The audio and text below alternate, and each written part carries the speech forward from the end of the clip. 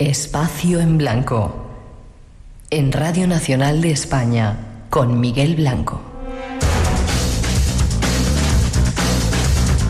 Pasan algunos minutos de las 3, las 2 en Canarias y regresamos. Segunda hora del programa. Bienvenidos a todos los que estáis ahí, escuchando en directo en Radio 1, Radio 5, en la radio online o a todos los que nos descarguéis en el podcast. Y seguimos viajando, os invitamos de nuevo a viajar y tras esa información comienza un nuevo misterio. Dicen que uno de los misterios más increíbles de este siglo XXI.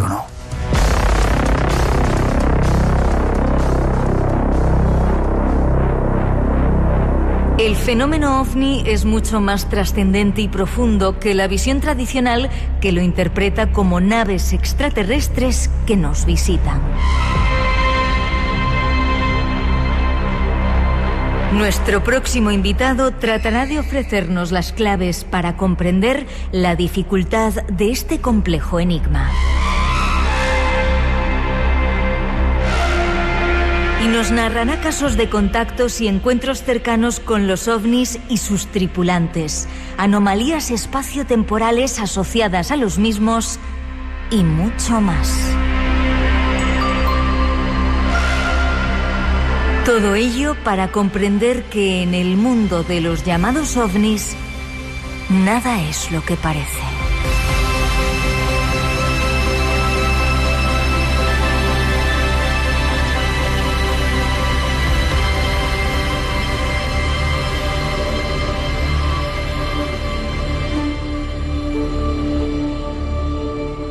Y vamos con alguien de la familia que hacía tiempo que no aparecía por el espacio en blanco, a hablar de algo que nada es lo que parece. Vamos hasta Zaragoza, él es Carlos Ollés Estopiñá. Buenas noches, Carlos. Hola, buenas noches, Miguel, un placer estar de nuevo contigo. Igual te digo, qué placer volver a estar con gente de la familia. Yo estuve en tu casa, no me acuerdo cuánto tiempo hace. El tiempo pasa que... ¿Te acuerdas? Sí, me acuerdo muy bien, hicimos una comida juntos, eran mis niñas muy pequeñitas y ahora ya son mayores mis hijas. Así que ha pasado por lo menos 12 años, wow. 10, 12 años. Wow, ¿cómo pasa el tiempo? Pues sí, la verdad que sí. ¿Tú llevas también? Sí, dime. No, ¿te acuerdas dónde nos conocimos? Y eso a mi memoria no llega tanto. ¿Dónde nos conocimos? Pues sí, te lo recuerdo yo, en casa de Marcelino Requejo en Villalba. Toma ya. Una noche. ¿Te acuerdas? Sí, Marcelino. Nosotros veníamos de investigación. Marcelino todavía me debe unas comidas por ahí también especiales, pero la familia de vez en cuando se olvida. 30 años lleva Carlos Ollés investigando en este tipo de cosas, ha colaborado en un montón de programas, seguramente colaborará también en el Espacio en Blanco, que lo hemos hablado, ¿verdad? Para mí será un placer. Y has escrito un trabajo que se llama OVNIs, nada es lo que parece. A mí el tema de los ovnis, Carlos, me tiene muy cansado porque parece que son repetitivos, pero tú, sin embargo, traes un montón de cosas, 40 casos que quizás sean, sorprendentes, ya veréis esta noche. Gracias por estar con nosotros, bienvenido al Espacio en Blanco de nuevo y a prepararse.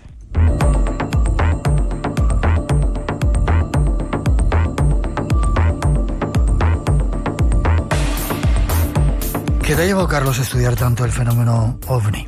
¿Por qué?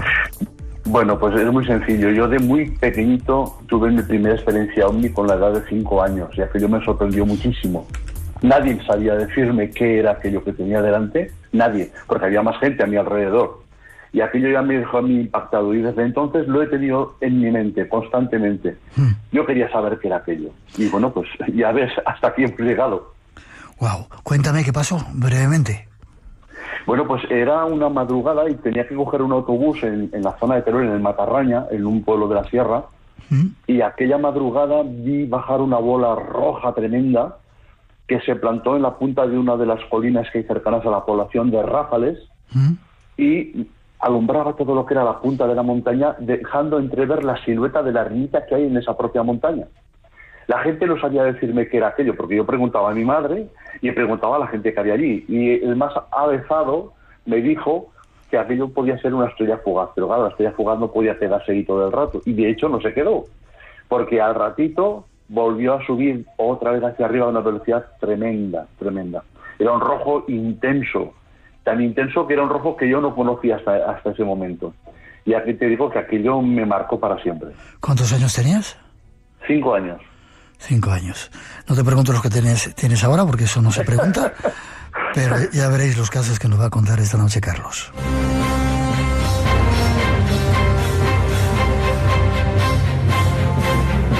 Quiero que hemos estado hablando, preparando un poco esto. Hay un caso que tiene que ver con una alerta OVNI en la que estaba el espacio en blanco. Sí, precisamente tú fuiste el protagonista y te impulsó lo que pasó después. Vale, pues nos cuentas qué pasó. Sitúanos tiempo, espacio. Sí, estamos en el 1990, septiembre, que fue cuando, creo que fue el segundo fin de semana de septiembre, cuando tu programa, tú concretamente, bueno, pues hiciste una alerta OVNI en la que de alguna forma, pues ya sabes lo que pasa, que en distintos puntos de la geografía española se pone gente en contacto contigo y te va contando qué es lo que acontece por los cielos. Y en este caso, un compañero radioaficionado, que también lo conocía yo mío, ¿sí?, que es parapléjico, porque ya ha fallecido, quiere salir a hacer también la alerta OVNI y le propone a su cuñado, que era camionero, que sí lo puede llevar, y así lo hacen. O sea, lo coge su coche y empiezan a dirigirse a la zona de reunión, que era en la población de La Almolda, en un refugio forestal, ¿vale? Durante el camino ya pasan cosas como que se les va la emisora con la que tenían contacto, se les va la radio, no te podían escuchar a ti, se les para el coche en la salida de La Almolda. Total, que después de estas calamidades ellos deciden hacer su propia alerta OVNI. Y en un momento concreto, estoy resumiendo mucho, Miguel, sí, pero bueno... sí, si quieren algo más, que lo lean en tu libro, que para eso lo has trabajado. Quiero simplemente que nos introduzcas en el asunto. Vale, pues ellos ven unas 5 luces encima del coche, un tanto altas, y empiezan a verlas con prismáticos, y se dan cuenta que son luces que tienen como muchas caras, están compuestas de muchas caras planas, ¿no? Que a lo lejos se ve redondo. Bien, entonces deciden ir, no sé por qué, pero deciden ir hacia la que ellos les parece que está más baja. Cogen el coche, arrancan, va el coche bien y se dirigen hacia allí. Y de repente hay un flash en medio de la carretera y se encuentran otra vez volviendo el coche a entrar hacia atrás, hacia el pueblo. O sea, el coche no saben cómo ha cambiado de dirección, pero se encuentra otra vez entrando al pueblo. Bien, hasta aquí su historia consciente. A partir de aquí se le hace una regresión hipnótica. Espera, ellos no recordaban nada después de lo que había pasado. Nada. De vez en cuando, sí que es verdad, hay que decir que tenían algún sueño recurrente, ¿vale? Y eso le atormentaba mucho a Antonio, mucho. De hecho, su cuñado también los debía tener, pero como era mucho más callado, acabó por desaparecer de la familia. Dejó a mujer, a su hermana, y desapareció de la familia. Bueno, Antonio se preocupa más por el tema porque también le gustaban estos temas y decide el tema de la regresión. Y es cuando empiezan a sacar retazos de lo que acontece. Y lo que acontece es que a partir del flashazo, ellos aparecen dentro de algo, una especie de estancia abovedada con muchísima luz, donde está el coche parado y donde está su cuñado medio adormecido a su lado y él sentado a su lado, al lado de su cuñado. Y ahora él lo está viendo todo en plan fotografías, como fotograma, no es una película constante, continua. Él ve como unos seres rubios altos se llevan a su cuñado, que él va arrastrando los pies, lo está como medio dormido. La siguiente foto que tiene, él se encuentra sentado en la silla y él piensa, es una reflexión que hace él, ¿quién me ha sentado a mí en la silla? Si yo no puedo salir solo, ni me la pueden montar porque la silla está en el maletero atrás. Alguien le había montado la silla y lo había sentado. Y empieza a funcionar, digamos, a recorrer aquel espacio y empieza a pasar por bóvedas y bóvedas y bóvedas, y cada bóveda pues había una cosa. En una bóveda, una voz en off en su cabeza le muestra como una especie de mapa estelar en 3 dimensiones dentro de un tubo de luz. En otra bóveda ve un ser de estos como... él me asemeja como al Gandalf, pero todo vestido de blanco, que también le habla, le comenta cosas, no recuerda, va pasando por más estancias, todas muy grandes. Esto es una cosa muy curiosa porque normalmente te dicen, sí, el ovni tenía unos 10-15 metros de diámetro, pero lo que me cuenta aquí dentro es muchísimo más grande que el aparato que ven por fuera, ¿vale? Bueno, total que él piensa, bueno, ¿y a mí quién me está llevando por aquí? Y cuando se da la vuelta, él ve que le está llevando la silla de ruedas, quien empuja la silla de ruedas, es lo que él describe como el Bigfoot o el Chewbacca. ¿Qué me dices? No tiene miedo. Él está tranquilo y sigue la visita por ese extraño aparato.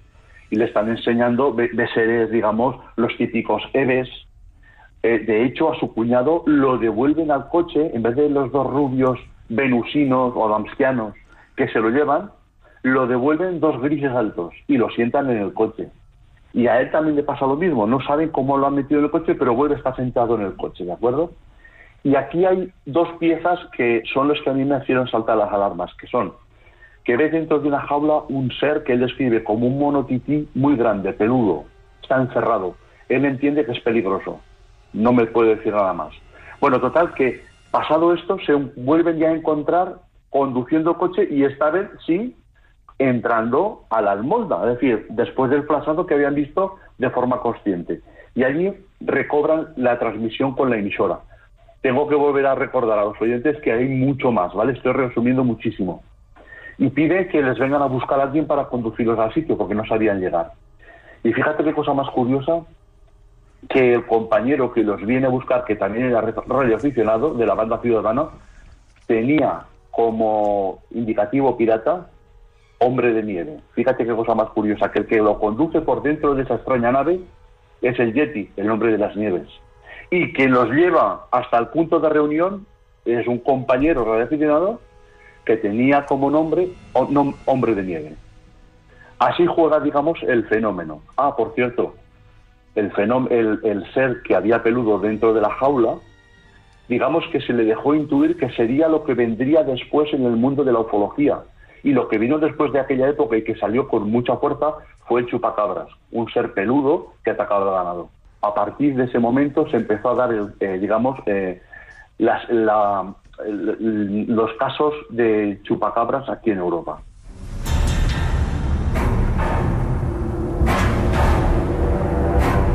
Carlos, no voy a juzgar ni voy a interpretar, pero bueno, igual estaba ensoñando, mezclando un montón de cosas que había vivido, de películas, de todo, lo mezcló todo en esa regresión que le hicisteis y ahí dejó todo plasmado, no sé.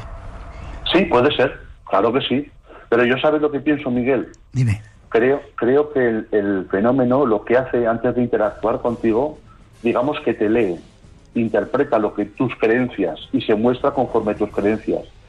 Y si Antonio, de alguna manera, tenía, digamos, toda la tipología de extraterrestres en la mente, fue lo que le mostró.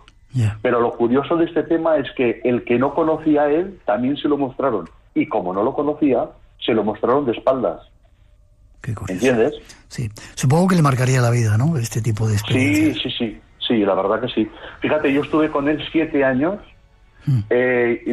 investigándolo, no, hablando con él, sacándole más cosas, hasta que ya el hombre murió. Era muy joven cuando murió, pero murió cuando era parapléjico y bueno, pues al final se le complicó todo y falleció. Pero tengo muchas horas grabadas de lo que él me contaba, y además con sus razonamientos, unos razonamientos muy lógicos que tenía Antonio, y la verdad que hay cosas que no tienen sentido de lo que le aconteció aquella noche. Es uno de los casos, nada es lo que parece. Y hay otro que también, no sé si hay más pruebas físicas, un caso de teleportación, sí. Que fueron de Zaragoza a Düsseldorf. Sí. Cuéntanos. Esto cuando me lo contó el implicado, me dejó un poco flaseado, vamos a decirlo así, ¿no?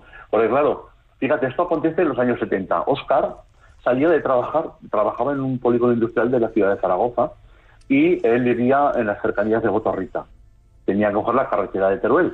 Bien, hasta ahí todo normal, todos los días lo hacía, era un recorrido no de muchos kilómetros, pero aquel día él me cuenta, dice, yo aquel día entré en un banco de niebla, aún no había oscurecido del todo, y estuve un rato conduciendo por aquel banco de niebla, y fíjate, a mí me parecía que el coche iba muy bien, iba como que flotaba, como que cuando era nuevo, y eso que llevaba un coche viejo, me razonaba el hombre. Dice, y cuando se acabó la niebla, era ya de noche. En un principio no me extrañó, porque claro, en aquella época, bueno, pues podría ser ya que hubiera estado un rato y ya era de noche, pero me extrañó un poquito. Y fui por una carretera que ya no me sonaba las curvas ni el trazado de la carretera, no me sonaba nada. Y me empecé un poco como a medio mosquear de esto, ¿cómo puede ser que yo no reconozca la carretera? Y esperando encontrar un cartel que lo ubicara, pues fue haciendo kilómetros, fue haciendo un buen rato de kilómetros.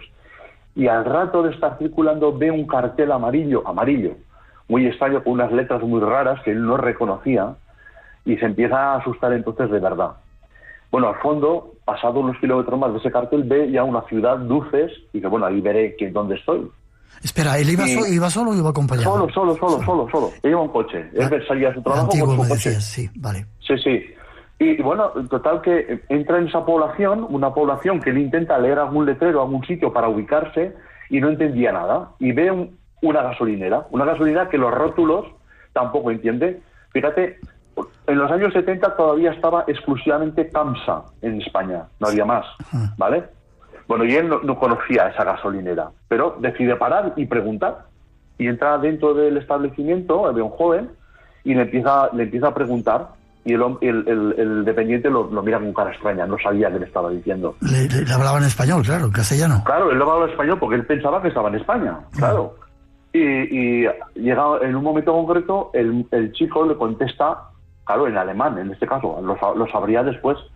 Claro, no lo entiende, ya empieza a alarmarse, empieza a gritar, se asusta el dependiente y llama a la policía.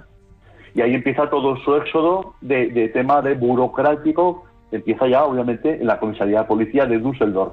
Ahí es donde le dicen que está en Düsseldorf, le traen un intérprete, y que hacia allí, porque no llevaba ni el pasaporte. Ya sabes que en aquella época tenías que tener la carta verde para pasar las fronteras, tenías que sellar todas las fronteras con el sello, el pasaporte, y no tenía ni pasaporte, ni carta verde, ni tenía nada, porque él iba a su casa, de Zaragoza a su casa, ¿vale? Ahí tuvo que entrar la embajada española para poder, digamos, repatriarlo. Explicó una y mil veces todo lo que le aconteció, y entendieron que el hombre no tenía forma de mentir, porque estaba allí y no sabía cómo había llegado. Cuando llegó aquí a España, 3/4 de lo mismo, más explicaciones a la policía, en fin. A día de hoy, yo te puedo comentar que este hombre no sabe qué es lo que le pasó. Lo que sí que sabe que estuvo en Düsseldorf en un instante por todo el tema del burocrático que después conllevó su retorno a España.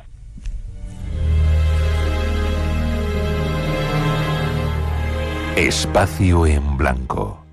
Creamos universos sonoros para viajar y soñar hacia el más allá. Con Miguel Blanco, en Radio Nacional de España. Y en ese más allá estamos con Carlos Ollés Estopiñán esta noche. Nada es lo que parece, vaya casos. Y para rizar el rizo, encima, pulpos de 4 patas o calamares, y ya no sé lo que nos quieres contar. Hubo una película, La Llegada se llamaba, creo, en la que aparecían esos seres aparentemente, bueno, de otras dimensiones o extraterrestres, y eran así como estos, ¿no? No hay que olvidar que el pulpo es uno de los animales más inteligentes del mar, que lo están estudiando incluso para explicar cómo funciona el cerebro humano, y que pueden ser incluso extraterrestres. Cuéntanos el caso. Pues aquí yo enlazo 2 casos, porque hubo uno que me llamó muchísimo la atención, que aconteció en el 68 en Tivisa, Tarragona, que es donde por primera vez aquí en España aparece el tema de seres parecidos a pulpos. Juan, que es el testigo en ese caso, va muy de madrugada, sobre las 6 de la mañana, a su huerto a recoger unas hortalizas, y cuando está llegando descubre que en medio de su huerto hay una especie de aparato extraño que emite una luz en forma, él describe como una sandía por la parte más ancha, media sandía, perdón, con la parte más ancha hacia abajo, y unos seres que eran como pulpos de 4 patas flotando, o sea, como si estuvieran dentro del agua, pero en el aire, estaban flotando.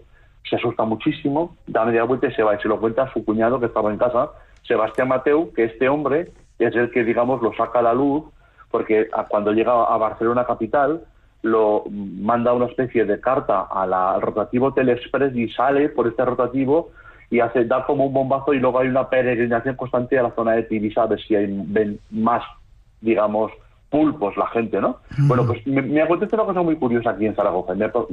Me pasa algo muy similar con un testigo que me cuenta que él, preparando una cena para su familia, le iba a preparar una cena en la zona de la terraza, en el exterior, y ve una estrella más fuerte de lo normal en el cielo. Y tanto le llama la atención que coge los prismáticos bastante potentes y mira la estrella a ver qué estrella es, porque él ubica a Venus en otro extremo, en otro lado, o sea, eso no podía ser Venus. Y cuando enfoca aquel punto de luz, se da cuenta que dentro de ese punto de luz hay lo que él describe como 2 calamares gigantes flotando en el cielo, como si estuvieran dentro del agua, horizontalmente, como si fuera el símbolo de igual, ¿vale? Uno encima del otro, y ahí estuvieron un buen rato. Total que, para cerciorarse él de lo que estaba viendo, como estaba preparando una cena para su familia, conforme iban llegando la gente, los que iban a cenar, les hacía mirar aquello a ver si ellos veían lo mismo que él. Y todos, unas 15 personas en concreto, de aquella noche, pueden testificar que sobre el cielo de Ontinarte de Salt, una población muy cerquita a Zaragoza capital, había 2 calamares suspendidos en el cielo como si estuvieran debajo del agua. No había ningún aparato más. Simplemente estos 2 supuestos calamares envueltos con una aureola de luz blanca, que era la que se veía desde lo lejos, una gran luz blanca. Y esto llamó muchísimo la atención, y a mí obviamente también, porque ya no era solamente este caso de Tivisa, sino que había un segundo caso que podíamos constatar que este tipo de entidades se podían llegar a ver. Qué curioso.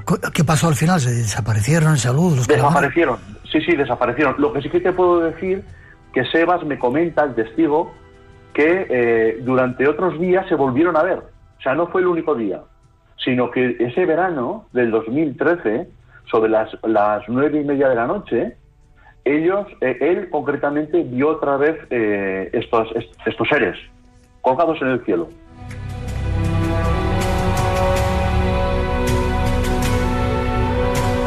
Por si fuera poco, grises, tíos altos de 2 metros, rubios, con peludos por otro lado, ahora calamares gigantes y pulpos de 4 patas. Que luego te preguntaré qué piensas tú del fenómeno después de estudiarlo durante tanto tiempo. ¿Hay casos en los que haya pruebas de efectos físicos, de que estos seres hayan hecho algo concreto, lo que sea? Seres, me refiero, sí. Lo que sea, venido de donde sean. Sí, en gente, seguro. Efectos físicos en personas, seguro. Y luego, obviamente, si me estás preguntando por construcciones de este tipo de entidades, bueno, yo lo pongo un poco eso en el congelador. No lo sé, ¿de acuerdo? No lo tengo claro. Vale. Lo que sí que sé, que sí que interactúan con la gente. Vale, efectos físicos. Creo que has recogido un caso en el que hay efectos físicos claros provocados por vete a saber quién. Sí, tengo varios casos. Cuéntanos uno. Sí, hombre. Pues mira, efectos físicos, por ejemplo, en este caso es un compañero de Pamplona. Este hombre, digamos, trabajaba para una especie de almacén de electrodomésticos. Y el día en cuestión que le acontece esto, estamos hablando del 1982, tiene que llevar un furgón lleno de electrodomésticos, aparatos de radio, televisores, pilas, a repartir por una zona cercana a la población de Puente la Reina. Bien, hasta ahí todo normal. Él coge el furgón y empieza a subir la carretera que va hacia el puerto del Perdón. Pero aquel día pasa algo muy raro. Dice, aquel día se me calienta tremendo el furgón, tengo que parar. Nada más llegar arriba a Corona del Puerto, tengo que parar allí. Aunque Jesús para el vehículo, abre el capó para que se enfríe y está fumando un cigarrillo, cuando ve que en el otro extremo de la carretera él estaba, digamos, en la parte más alta y había una recta, y en la parte del fondo de la recta ve un extraño aparato.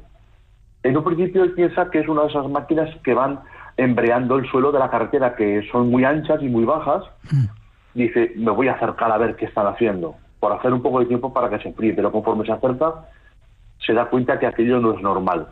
Es una especie de rectángulo negro alargado que flota sobre el suelo, 1 metro del suelo, y no hace ningún tipo de ruido. Entonces se da cuenta que hay un silencio absoluto a su alrededor. No se oye nada.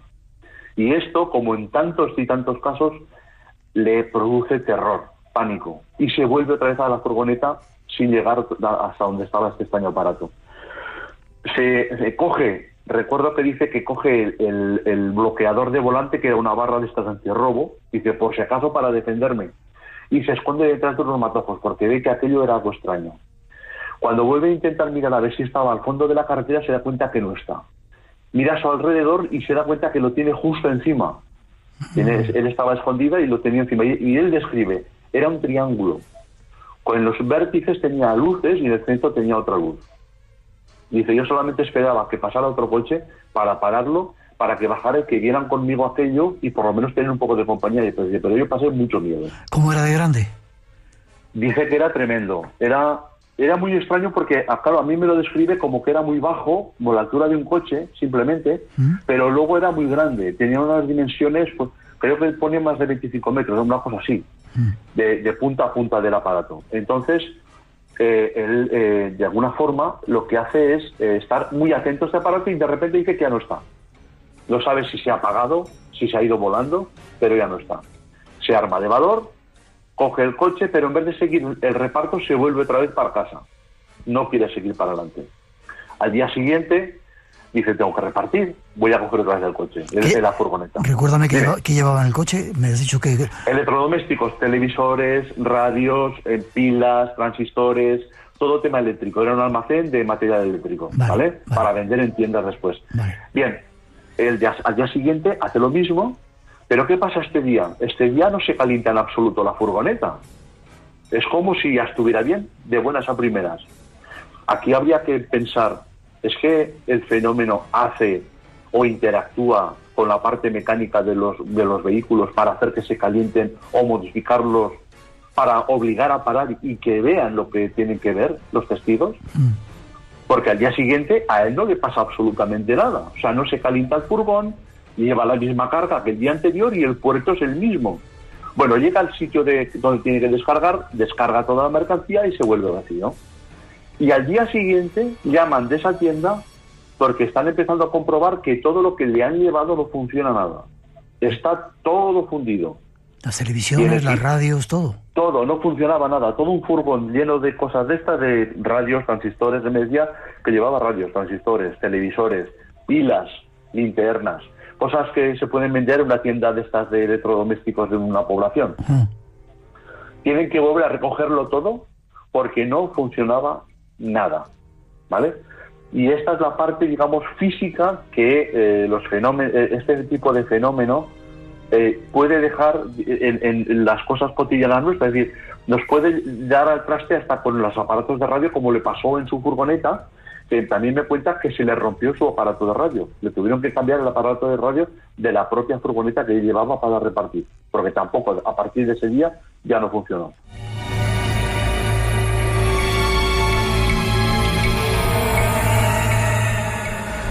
Vaya faena, vaya faena.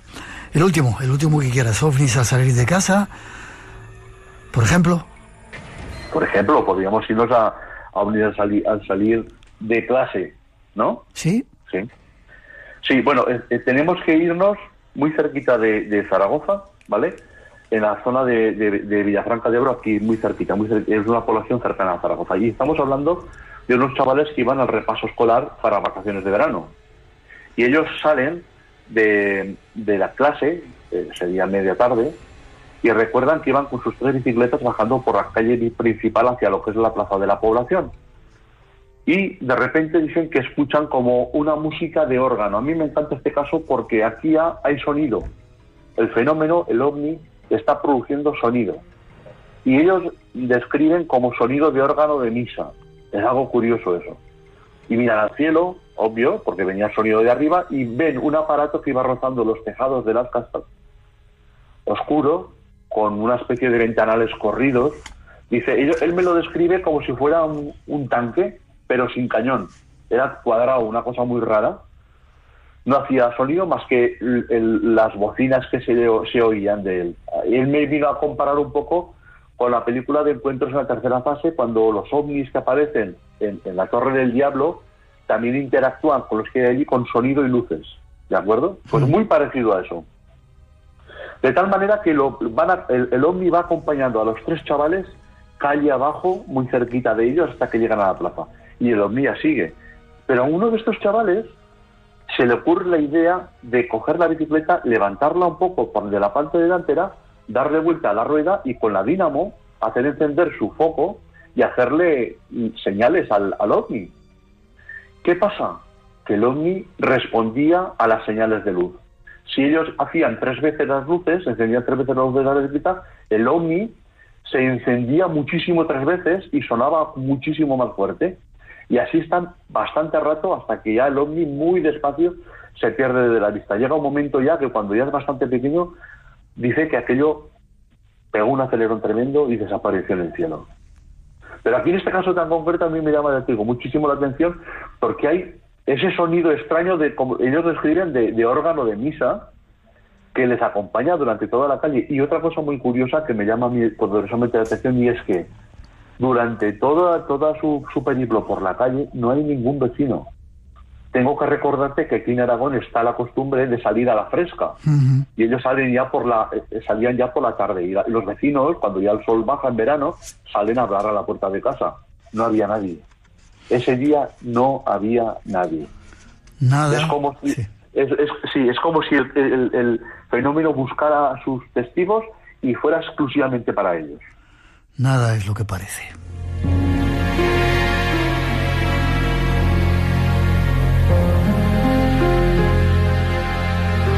Por hoy terminamos, Carlos. Te pregunto, ¿qué es lo que es esta historia cada vez más complicada? Parecían que eran todos los casos iguales. Tú de repente aportas 40 casos españoles de alta extrañeza. ¿Qué hay detrás de todo esto? Bueno, el fenómeno OVNI realmente es algo que yo creo que no se puede llegar a tocar. Personalmente, podemos intuir, podemos llegar a rozar algo, pero date cuenta que el fenómeno OVNI cambia de vez en cuando toda su forma de actuar, para que nunca podemos llegar a tocarlo del todo.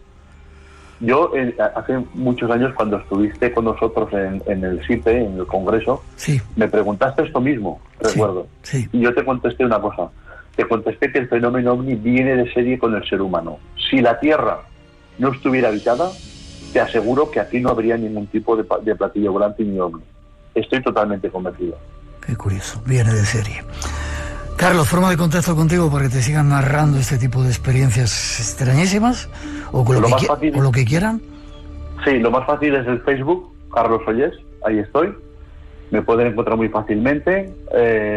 Y luego la web de el gruposipe.blogspot.com.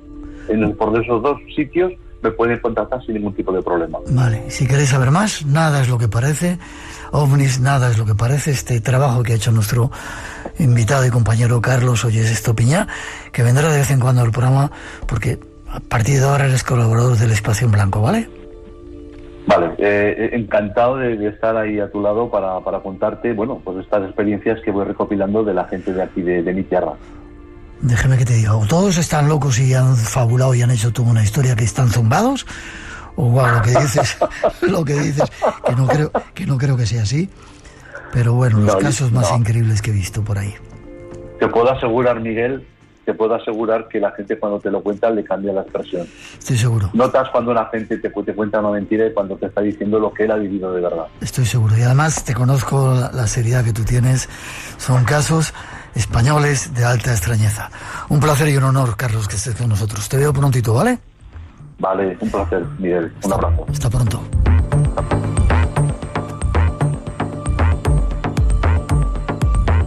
Radio Nacional de España, la que quieres. Puedes ver el mundo a través de las redes sociales. Una multitud enorme desfila por las calles de París. De personas marcharon en el centro de Londres. O escucharlo gracias a nuestra red de corresponsales. También el canciller alemán se ha pronunciado. Olaf Scholz no se ha de los Estados Unidos, Joe Biden, también ha dicho. Porque donde no llegan tus ojos, están nuestros micrófonos. Un ataque atroz y sangriento, decía el Ministerio de Defensa sirio, y desde luego... Corresponsales de Radio Nacional. Lo decía hoy a la RAI el general de los Carabineros. Ponemos el mundo en tu radio. Y recuerda, Entre dos luces, de martes a jueves a las 3 de la madrugada. RTV, la que quieres. Si puedes imaginarlo, ¿por qué no vivirlo? Si les ha pasado a otros, ¿por qué no a ti? Espacio en Blanco, el lugar donde encuentras lo improbable. Llega de nuevo el tiempo de nuestro compañero Juan Gómez, que nos trae como siempre temas exclusivos y sorprendentes. Con él os dejamos.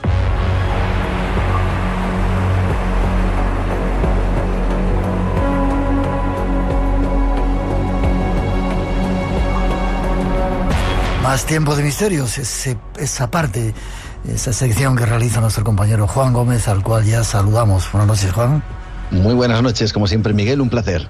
También para nosotros. Hoy vamos al año 1922, es decir, hacia el pasado, pero nos vas a contar una historia que dices que se titula El libro del futuro. Así es, El libro del futuro. Tiene que ver con la historia de un profesor de universidad llamado Paul Dienach, que, bueno, cayó en un letargo, en un sopor. Vamos a conocer, si te parece, quién era este personaje. Era un profesor germano-suizo que a principios del siglo XX sufrió la denominada encefalitis letárgica. Aquí en el Espacio en Blanco estuvimos hablando, seguramente te acordarás, de esa extraña enfermedad, ¿verdad?, a principios del siglo XX, que acabó con la vida de 500.000 de personas y que a día de hoy todavía sigue siendo un gran misterio. Bueno, pues él sufrió esta encefalitis letárgica, que lo que le produjo, también es conocida como la enfermedad del sueño, un estado comatoso durante un año completo. Es decir, durante un año estuvo en coma, en una cama, durante el periodo del año 1921 al año 1922. Y aquí es cuando ocurren cosas. No cuando él está en ese estado, que también, sino cuando despierta, porque a partir de ese momento hay toda una historia alucinante que vamos a descubrir.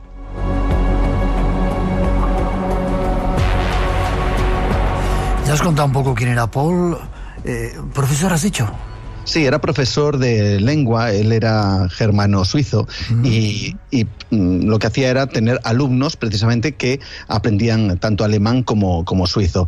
Este hombre, como digo, tuvo este problema de salud, despierta tras ese coma de un año, nada más y nada menos, y aparentemente se encuentra normal. Él viaja desde Suiza hasta Grecia y retoma su trabajo como profesor. Y allí se encuentra con un alumno que va a ser también protagonista de esta historia, un joven llamado George Papahassis, que, para que lo situemos y para que veamos la importancia que tiene también este segundo personaje, acabó por convertirse en prominente profesor de leyes y rector de la Universidad Panteion de Atenas, en Grecia. Por lo tanto, estamos hablando de una persona, vamos a decir, que incluso ha tenido y sigue teniendo peso específico en ese aspecto. Bueno, pues es un estudiante más de Paul Dienach.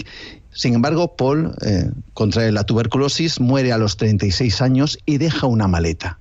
Y aquí es cuando viene el misterio, porque su alumno, su estudiante, George Papahassis, lo que hace es abrir esa maleta y se encuentra gran cantidad de hojas que parece que, bueno, ha dejado como legado el profesor Paul Dienach. Claro, están en alemán, están en suizo también, intenta de alguna forma traducirlo. Y lo va traduciendo durante 14 años, nada más y nada menos. Y lo que él cree que es una historia de ciencia ficción, porque empieza a hablar de cuestiones que tienen que ver con el futuro, con ciudades extraordinarias, con tecnologías prominentes, con formas de gobierno a nivel global que no se conocían hasta esa época. Él, bueno, pensaba que había dejado un legado de un libro de ciencia ficción, pero lo que descubre a medida que va haciendo esa traducción es que en realidad es un diario, el diario de lo que vivió en ese año de coma, mientras él estaba quizá en un lugar situado en el año 3906, nada más y nada menos.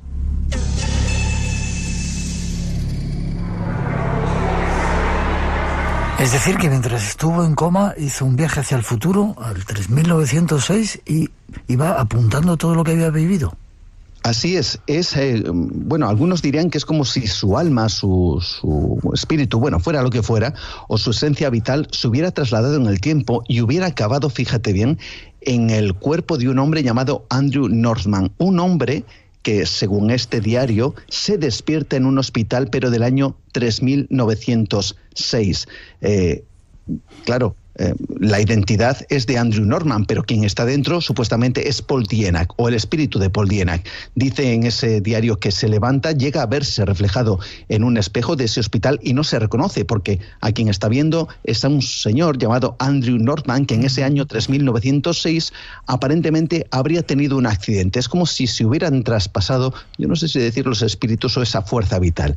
Bueno, pues va contando una serie de cosas que dice ver en ese mundo e intenta, según sus palabras, buscar las respuestas. ¿Qué es lo que ha ocurrido desde el año 1921 en adelante hasta ese 3906? Y aquí es cuando viene una serie de cosas, tremendamente alucinantes y que coinciden, curiosamente, con muchas de las que estamos viviendo a día de hoy. Pero claro, es que su diario se traslada hasta el 3000, casi hasta el año 4000. Vamos a descubrir, si te parece, esas similitudes, Miguel. Sí, por favor.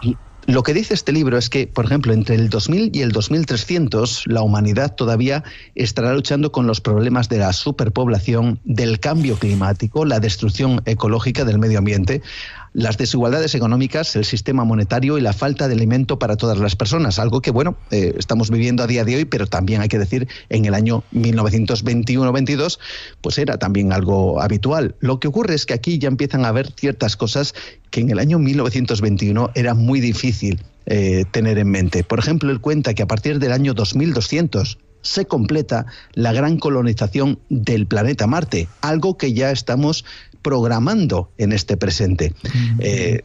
Fíjate, porque incluso llega a decir que se consigue consolidar una estación, vamos a decir, humana en Marte de millones de personas, que en el año 2000, y además pone fechas, año 2265, desaparece debido a una devastadora destrucción natural que acaba prácticamente con la vida de todos, y ahí nunca más se intenta colonizar Marte. Si quieres, seguimos adelante en este libro de las cosas que dicen que van a suceder.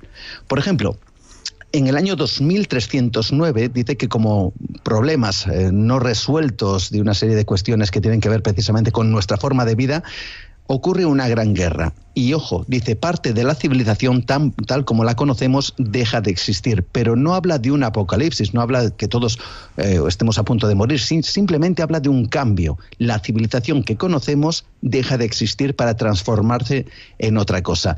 Y dice que a partir de ese momento hay un Parlamento Mundial en la Tierra, que hay una Unión Mundial de las Naciones y que se provoca o se crea o se construye un gobierno mundial, un gobierno planetario, en donde se intentarían solucionar todas esas cuestiones que habrían acuciado hasta ese momento. Pero seguimos adelante. Año 3382. Dice que ocurre algo y una vez más nos sorprende, porque en el año 1921 era muy difícil hablar sobre ingeniería genética o sobre mutaciones genéticas o sobre el ADN. Bueno, pues explica que en ese año va a aparecer ciertas personas con un cambio en el cerebro que les va a ofrecer lo que él llama una hiperintuición, una especie de acceso al mundo invisible que, bueno, quizá haya personas que a día de hoy solo de manera contada sean capaces de poder percibir. Y sin embargo, dice, año 1382 va a producirse ese cambio genético en la humanidad. Hasta llegar a esa fecha, la fecha en donde este personaje, Paul Dienach, dice encontrarse. Ese final de ese año, 3906, el último año donde él aparece, que dice que está viviendo la humanidad una edad de oro y que se habría, vamos a decir, que sostenido desde hacía al menos 1000 años. Por lo tanto, estamos ante algo que desde luego nos sorprende, Miguel.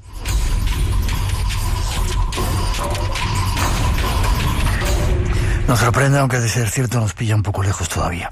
Habla también de encuentros con extraterrestres, ¿no?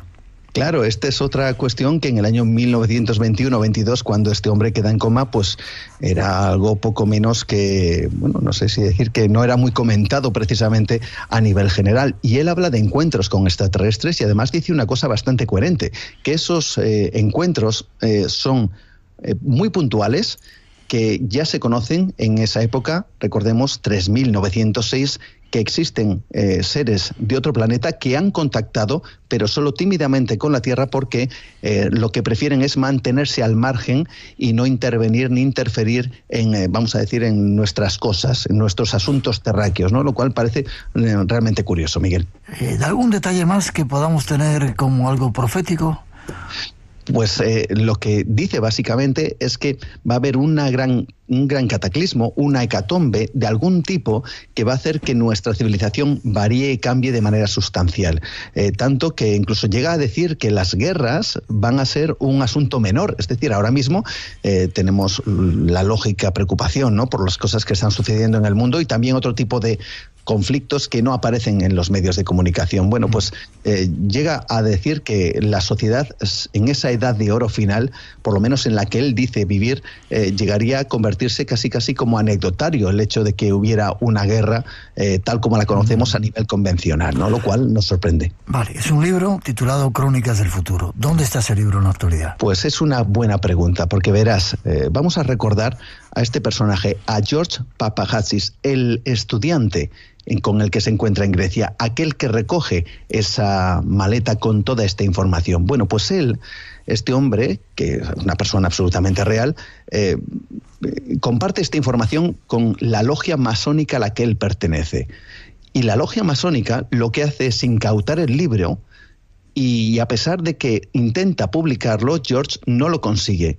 El primer intento lo hace en el año 1973, luego lo intenta en el año 1979, pero la mayoría de ejemplares, si no todos, desaparecieron. Y hoy en día hay que decir que es muy difícil conseguir este libro, y los que existen dicen que o son falsos o son versiones recortadas. Probablemente no exista ningún ejemplar veraz y real de este libro que este estudiante quiso lanzar al mercado, ¿no?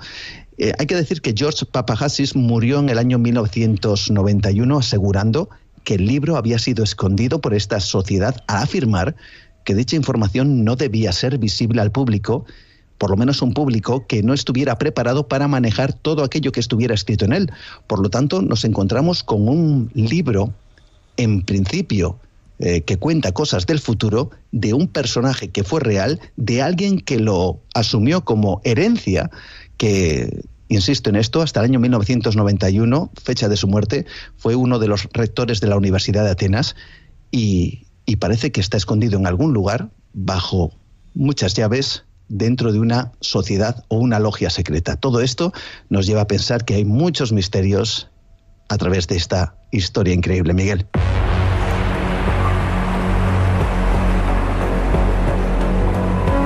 El libro del futuro nos lo trajo ahí Juan Gómez. ¿Forma de contacto contigo, Juan? Pues rápidamente a través de mi perfil en Facebook, Juan Gómez Ruiz, o a través del email del programa, juangomez_gmail.com. Como siempre, un placer. Como siempre, placer para mí. Nos vemos prontito. Sí, señor. Un fuerte abrazo.